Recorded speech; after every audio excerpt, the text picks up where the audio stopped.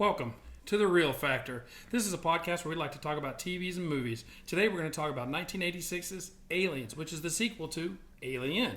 I'm Thor. And I'm Ed, and we're excited to be here. First, like and subscribe. Hit that little bell notification down there so you never miss another Real Factor. So this is the successful follow-up to the 1979's Alien, which that was directed by Ridley Scott, but we have a director change here now in James Cameron. Have you heard of him before? He has. He's had, I think, 4 movies in the $2 billion club now. Yeah, really. James Cameron, well known for his pitch for going into the for Aliens and writing Alien on the board, and then taking the marker and then writing a big S beside it. There's my pitch. But yeah, this takes Brilliant. a totally different view or way of showing the movie than the first one did. The first one was more of a horror film, I would say. I would say so. And this turns more into an action movie. Yeah. Still with a lot of horror elements in it, but it is really factored on the action part of it. I would agree with that. I think this one actually, you could not have seen the first one, and this could have been a standalone without the other one because they gave enough history in there. Right. I mean, if they hadn't had the first one, they could do a little bit more to show the history of her being gone for 57 years and what happened. Yeah. Which, she didn't age a day, which is crazy.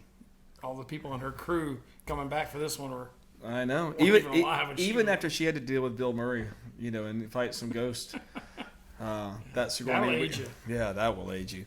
But yeah, no, I really, really, really enjoyed this, and I enjoyed this. I mean, I would say just as much as Alien. I think Alien is probably a better crafted movie as far as the way that it's designed and set up and the tension. Aliens is just a roller coaster ride, and I love it just as equal as I do the first one. Maybe even a little bit more. So if I'm going to go pick one of these to watch, I do think I probably would pick Aliens over the first one. Yeah. The first one, we talked about it before, and so we don't have to delve into it now, but I mean, it's a really good movie. It's really suspenseful. It is 2 different types of movies. This one is just action-packed, basically from the get-go. Yeah. But I would probably watch this one again over the other one, and I rated the other one extremely high. Yeah. I really enjoyed it. So, just to kind of give a quick recap if you've not known of this movie. Ripley, who is the survivor of the first Alien, spoiler alert, is found drifting in space after 57 years, is brought to life. She's been in suspended animation or in cryo-freeze or whatever they call it in the future. But she has learned that there is a colony that has basically gone dark, and they think that there is a alien that is kind of infected that area, and so they send the Marines out. And Space Marines. Hilarity ensues.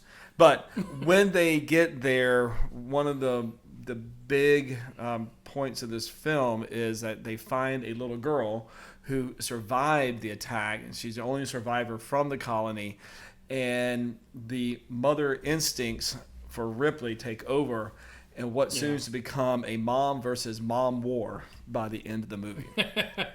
Yeah, we'll talk about that. Well, and to kind of also gives, I did find out on listening to some of the commentary on the Alien movie, Aliens, that they had the script, the director, the cast all set, but not Sigourney Weaver. They had not gotten her confirmed yet. Really? And so they had to give her, I think it was they said it was $1 million payday.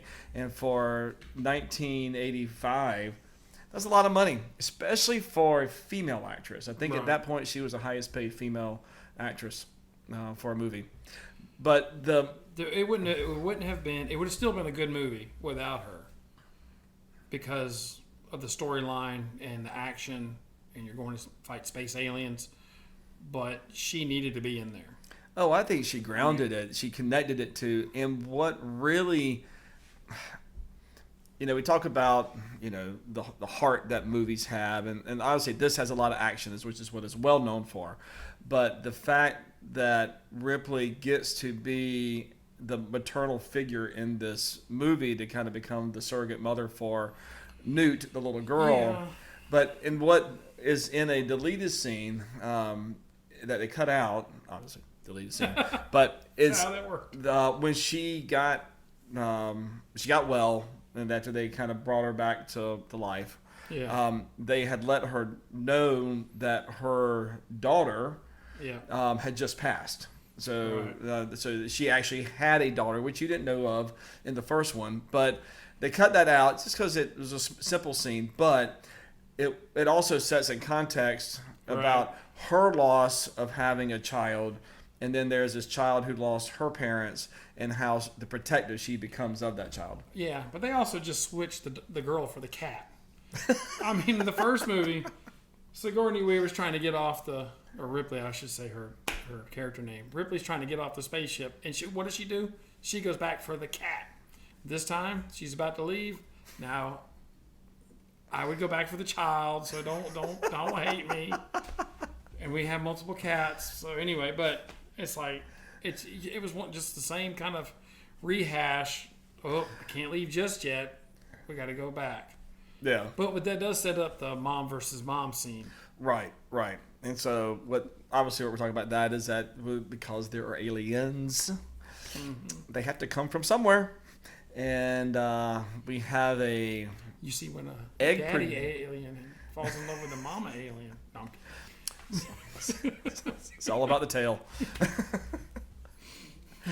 But aliens have big tails. If you've seen the movie, you know. Yeah. But we have a lot of great supporting cast in this. It's tremendous. Yeah. And we've got Michael Biehn, Bill Paxton. yeah, and Bill Paxton was just turned into a James Cameron, great supporting actor. I think that he was in the original Terminator. Yep. And this one. And Right. Was he the one in Terminator where he was the one who had his clothes stolen? No, he was just one of the guys. Okay. Yeah. And also in Titanic and True Lies. So yeah, he's been in a whole bunch of them. Michael Biehn, who was in the original Terminator as well. He was. Now I'm drawing a blank. He's been in so many things. He was Kyle Reese. I know who he was. Oh. I was trying to think of what other movies he's been in. He was about to come to our Comic Con here locally last year, the year before. Oh, he was in The Rock. Yeah. I mean, there were so many things. Yeah. But, sometimes when you do this, you Navy draw a SEALs. blank. He was a Navy SEAL? Yeah. Oh, the movie. The Navy movie. SEAL. Oh, with Charlie Sheen and I everything. mean, he might have been one. I don't know. I'm just teasing. Yeah. But yeah, no, great supporting cast and but small cast. I mean, it wasn't really they just and by the end of the movie it was really small. But everybody worked well together. I think there was great chemistry had amongst the cast. Yeah, well, Bill Paxton's character, you wanted him to at first get got by the aliens. Like, send him out first. Send him out. He was something. But then Paul Reiser, being the true politician that he was, Yes. you knew not to trust him. Well, it's just Not from the get go. and it's just weird of seeing him and. Most people know him from the comedy show Mad About You and know his comic timing and things like that. They kind of know that he had that dramatic role because he was still relatively unknown at that time. I mean, he was in Beverly Hills Cop. Beverly Hills Cop, bit part. But Yeah, bit part. That was a little bit more comedic, but still, to kind of see him in this little dramatic role and just be the corporate guy. Yeah. Well, one thing you can tell, even though this is set in the future, you could tell this was filmed in the 80s because when she goes to the boardroom after being woken up and everything after 57 years, they're like smoking in there in the boardroom out there. And it's like in today's society, if it was filmed the same film, same script, they wouldn't be smoking in there. No. So you could tell how times have changed. The times they are changing. Yes. So now, what would be some of your favorite parts of the movie? I actually liked when she found out the guy was AI. And and she didn't want anything to do with him. She's like, you stay away from me. And then so I actually thought that he was going to turn I thought it was like foreshadowing. He's like, oh yeah, that first model, that's no wonder. Yeah. But I can't do that. I'm programmed differently. And I'm like, well, wouldn't somebody who's going to turn bad say, oh, I'm not going to turn bad? You can trust me. But I like that, how she didn't have the trust in him, but then he ended up, spoiler Really if you kind haven't of seen it, saving the day towards the end. saving the day at the end. Yeah. Well, she comes up to find the ship gone, and she's like, I knew it. I knew he would do that. And then he's like, yeah, I had to take it off the thing. Yeah.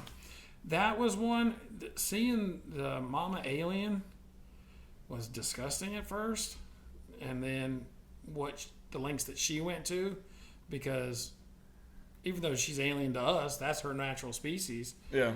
So she was protecting her young. So Yeah. she was pissed. I would say that she was. So, I my favorite parts are really the final battle, and but I also like the first battle with the Marines. That's okay. Yeah. It brings that tension in. When you see the aliens kind of coming in from the sides, and really right off the wall. Yeah. Well, exactly. And you kind of gloss over it, but you kind of forget when you get in there that this was actually just a man-made facility. I mean, with metal walls and everything. Yeah. But the whole inside of it has that alien look, and they kind of they talk about it. What is this? And it's their resin secretions that kind of, I don't know, made it. But I mean, it's very well still designed. Yeah, I mean, where's the alien architect who's trying to go and design all this stuff? But we still talk about movies that made in the 80s, and we had, obviously special effects have come a long way. Yeah. And you had obviously you had like Star Wars and Indiana Jones and all that kind of stuff which were special effects, spectaculars. But this movie still, it's fantastic. I think it holds up for its effects. Except only for, well, there's a couple little rear screen projection kind of things that's kind of obvious where it's more matte paintings and stuff. Other than that, the aliens. They're awesome. They're amazing. Yeah.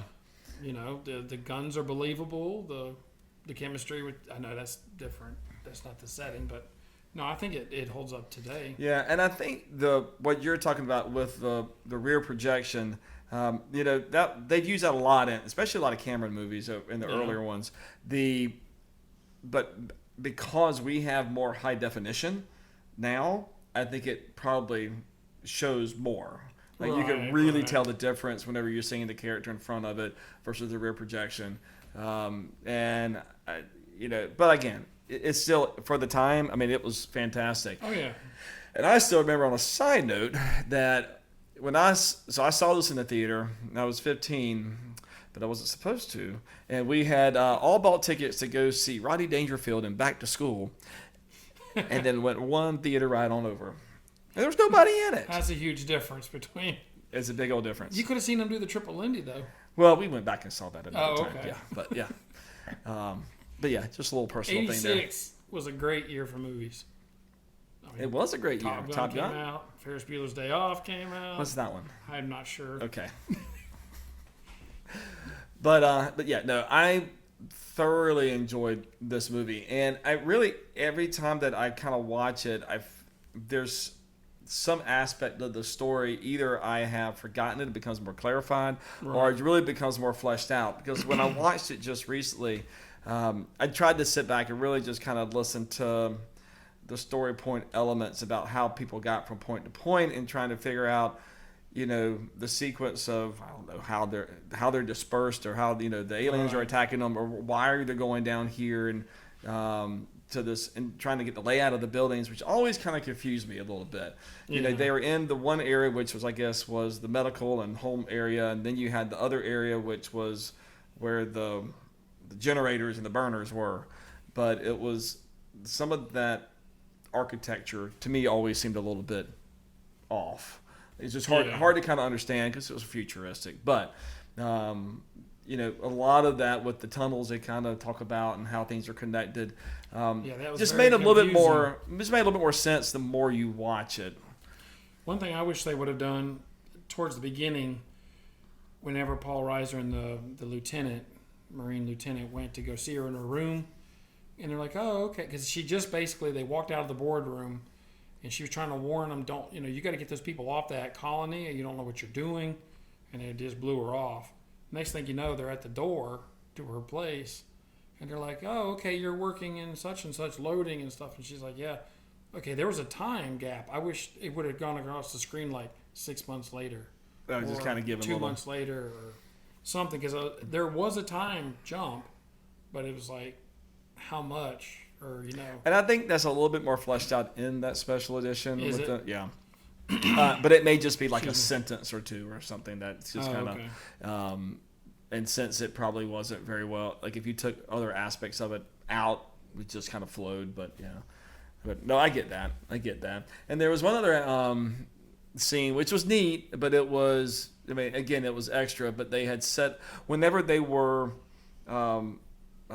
sealing up the passages. Right. There was one access that they had, and they were trying to funnel all the aliens into, and they set up a automated like machine gun that was that detected motion, and they're back and they're just hearing it go off, and it starts, it does all the rounds, in like 1 minute. Wow. And then they're like, well. And then they're still coming. Just to kind of, it's basically just kind of show that there's a ton of them, and that they're hard to stop. That's crazy. Yeah. I don't know. I would have been like Bill Paxton's character. I'm like, let's torch this place. We're out. I'm not going to. Of course, then he had like, I got 4 weeks left, or whatever it was. Yeah. 4 months, 4 weeks, something like that. Yeah. He did get all the best lines though, didn't he? He got a lot of them. He got a lot of good lines. Of course, I think Sigourney Weaver got one of the most memorable lines. Do you want to repeat it? Get away from her, you bitch. Yes. And that's a fantastic line. The only thing I don't. I mean, you mentioned this earlier about some of the similarities between the first and the second. I don't like it, and it's the same way with kind of like all the other Alien movies. That the way they get rid of the alien is by throwing it out the airlock. I think that might be to show you there's no other way to kill this thing. And that's my. And I think that's you're absolutely it. These are the only two. I've only seen Alien and Aliens, so I mean, just with you saying that, that's my only guess. Is because well, the others. So, but yeah, they need to come up with something different. I mean, they do come up with the other ways of doing it. They get a brain cloud, and they got to be put in a volcano or something. In 3 and 4, it's just. 4 is really grotesque the way they kind of get it. Really? Yeah. What about when they ripped the guy in half, the droid? Yeah, well, and well, I was thinking of that. I was like, well, what was the rating been if that had been actual, human figure? Kind of like the Jurassic Park, where the dinosaurs just grabbed one end and the other one grabbed the other, and clever girl. There went that guy from West Wing out the door. But, was there anything you didn't like about this movie? Really not. I thought pacing was good. I mean, it's long, but I think the pacing really was well done. I mean, the only character I really didn't care for was Gorman, but I think you're not supposed to care for him. He's the head of head of them, and I think maybe you could probably trimmed a little bit in the beginning where they're just kind of learning everything on the ship as they're getting to the planet. But all of that sets up things for later on. Right. Yeah. With her with the loader, her with the learning the guns, Which, if I'm being honest, that fight with her with the loader against the alien, I'm like, that's not realistic because her body, all I could think about was your entire body's basically exposed. Because, I mean, all the heavy armor is on the back, and they just put the little cage there and they got the little arms. No, I understand, but those things are only so fast. And that alien still almost got her. I understand it's a movie. Yeah. But it's like, you're completely exposed. Yeah. I was like, whatever.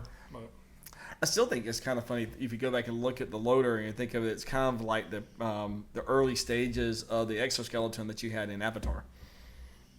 Oh, we're going to go back to Avatar. Great. No, I'm kidding. We're going back to Pandora. But yeah, no, I mean, it's the same thing. They have they have their little that's true. Things, but that's true. Oh, yeah, and think about that. So she gets on she gets to the thing and she's like, "What can I do?" And they're like, "What can you do?" Yeah, what can you do? Oh, I can do the loader. I can class pick up 2 that certified. box. It's like, okay, the technology hasn't changed in 57 years, or even longer, because it's like. I can still turn on a What? television. Somebody can actually use that machine over there? But anyway. We say the same things for these 50-year-old mics we're talking on. I can operate We had that. to crank them. Yes. All right. So, what would be your real grade for Aliens? I'd give it a 5 out of 5. I mean, I'd watch it again tonight, tomorrow, whatever. And I've only seen it once. I know, shocker, whatever, who cares? But, because it's not normally my scene to watch it. But it keeps you, even though it's a little bit over 2 hours, I didn't think the pacing was that bad. I think a lot of it was built up. I think it was just about right.